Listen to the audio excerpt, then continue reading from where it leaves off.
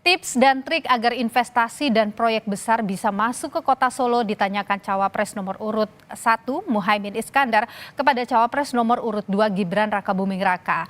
Gibran menjawab tahu arah pertanyaan Muhaimin dan minta agar kepala daerah menyiapkan perencanaan matang dan berkolaborasi dengan pemerintah pusat serta provinsi ataupun pihak swasta.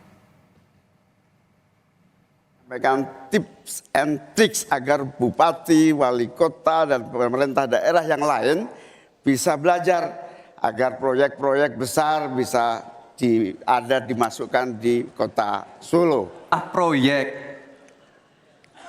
jumlah anggaran yang digelontorkan ke Solo sebelum saya jadi wali kota itu lebih besar. Saya tahulah ini arah pertanyaannya kemana, tapi yang jelas ini Gus. Apa yang sudah dibangun, yang kita lihat bukan bangunan fisiknya saja, tapi kita lihat impact-nya ke warga. Yang saya tanyakan belum dijawab.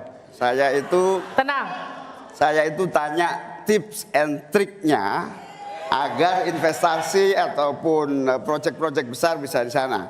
Sebab saya lihat itu ada 32 proyek pemerintahan pusat, ada juga berbagai program-program yang luar biasa, patut kita banggakan. Dibandingkan dengan misalnya Kota Madiun yang hanya 11%, Cirebon hanya 7%, Tasikmalaya. Kita ingin triknya apa? Sehingga akses pendanaan pembangunan itu bisa bersifat adil dan merata.